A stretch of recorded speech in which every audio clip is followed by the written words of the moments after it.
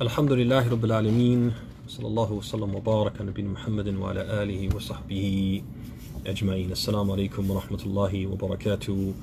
Welcome, brothers and sisters. I apologize getting on a little later than we normally would, but better late than never, inshallah ta'ala.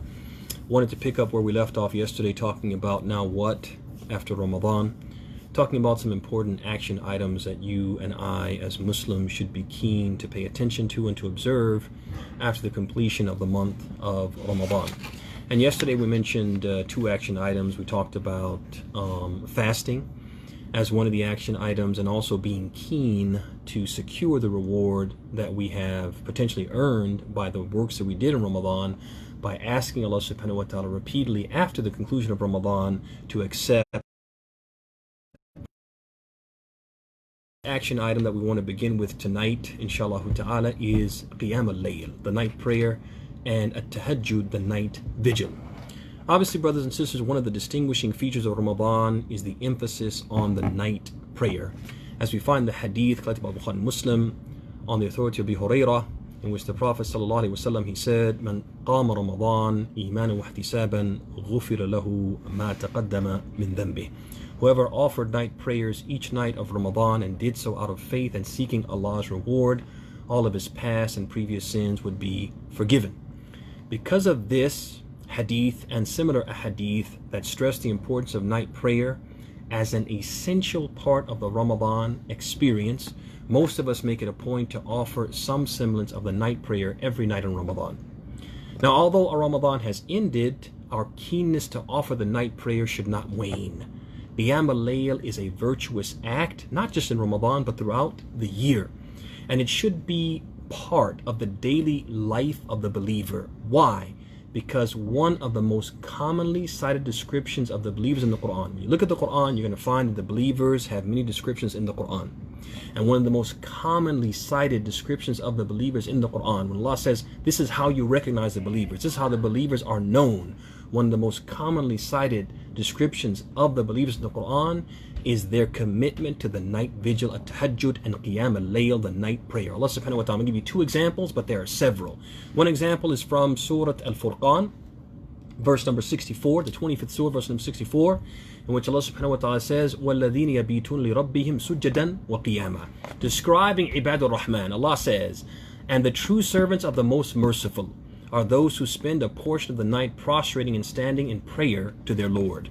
We also have in Surah Al-Dhariyat, verses 17 and 18, Allah subhanahu wa ta'ala says, كَانُوا قَلِيلًا مِنَ اللَّيْلِ مَا يَهْجَعُونَ وَبِالْأَسْحَارِ هُمْ يَسْتَغْفِرُونَ.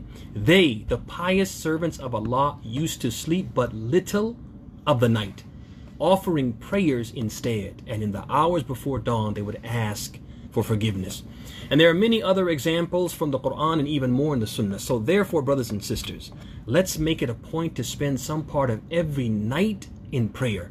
So even though Ramadan is ended, do not let your connection to the night prayer, your active observance of the night prayer, do not let that end. But rather every night make it a point, unless you have a valid excuse, you're sick, you're ill, whatever.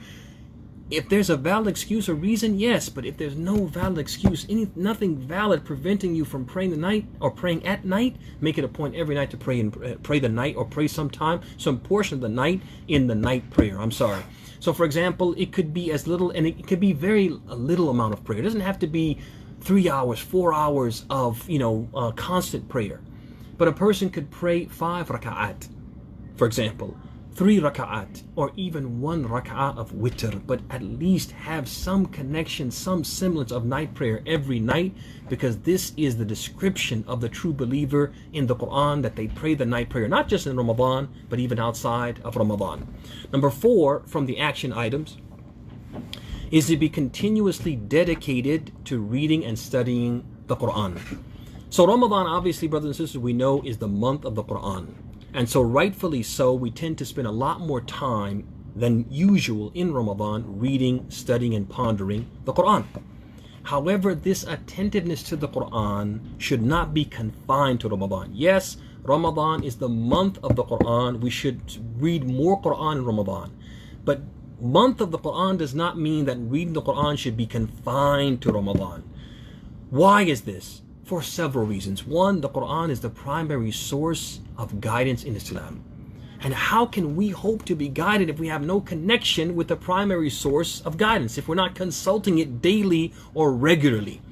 Also, the Quran is the best form of dhikr. Reading the Quran is the best form of dhikr, and Ibn Taymiyyah $, remembrance of Allah is the Quran. You have people, brothers and sisters, who will travel long distances to meet with a sheikh or an imam or a wali or a somebody that they respect, and they'll try to get that person to write for them some form of dhikr, way of remembering Allah, and they'll cherish it. Write them some formula that they'll recite over and over and over again on how to remember Allah and get close to Allah through these words of remembrance. But what words of remembrance can a sheikh write, or an imam write, or a wali write that will be better than the words of Allah Himself? The best way to remember Allah is through His words. And so this is another reason why we should be keen to read the Quran outside of Ramadan. Also, reading the Quran is also a very good gauge for the purity of our hearts. Allah subhanahu wa ta'ala, Uthman ibn Affan, he used to say, لو طهرت قلوبهم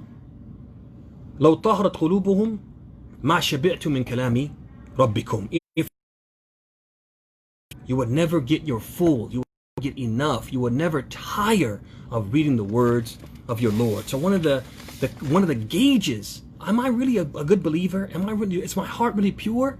The more you read Quran, the more you know your heart is pure, as Uthman ibn Affan, he said. Another sign or symbol or indication that this is very important for us to do outside of Ramadan is that the Quran is one of the most highly rewardable acts that we can do.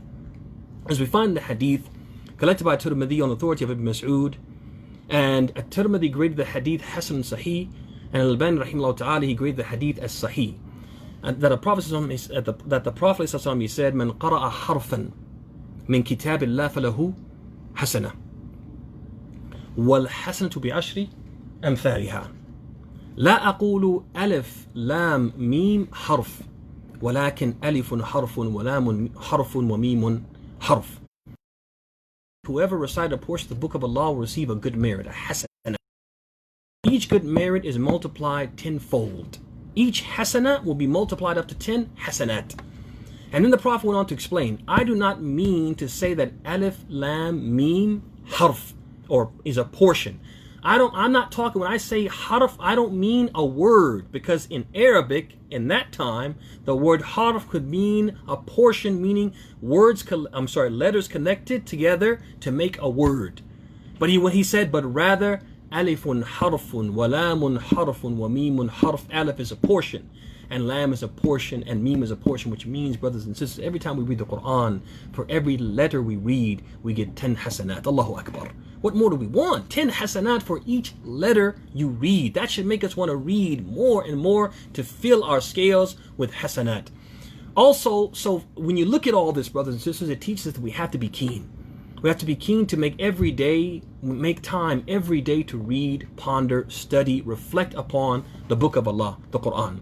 So brothers and sisters, my advice would be, if you can, try to read every day juz'ain. Try to read every day 2 parts of the Quran, such that by the end of each month you have completed the reading of the Quran twice. Is that too much? Is that too difficult? Then make it juz'un wahid. Read 1 juz of the Quran, such that when you complete the month, you completed 1 khatmah. Some people may say, well, I'm afraid because I've memorized some Quran and I'm keen to memorize more. If I spend time making these khatamat, these complete readings, then I'll forget the things I've memorized and I won't have any time to memorize. Okay, then that person could what? Could revise. Make a schedule, 1 schedule to revise what they memorize so they don't forget, they avoid forgetting. And also beside that, they have another schedule where they're memorizing certain portions and certain sections of the Quran each day, a part of the Quran each day. So they target certain chapters and sections, and they set aside a schedule, or they make a schedule to memorize every day so that they memorize those chapters, parts, sections, etc. Another option could be a person says, well, I want to understand the Quran bi-umq, in depth.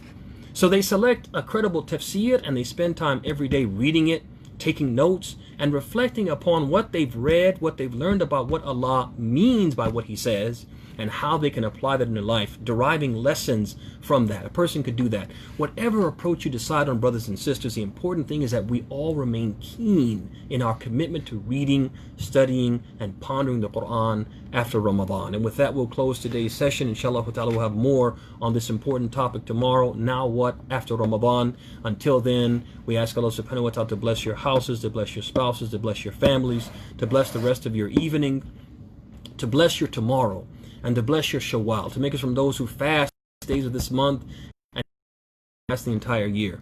We ask Allah subhanahu wa ta'ala to make us from those who listen to the talk and follow the best of it, and to make us from those who He teaches beneficial knowledge and who He benefits with that knowledge by making us from those who practice it. Hada wa sallallahu wa sallam wa barak in Muhammad wa ala alihi wa sahbihi ajma'in. Wassalamu alaikum wa rahmatullahi wa barakatuh.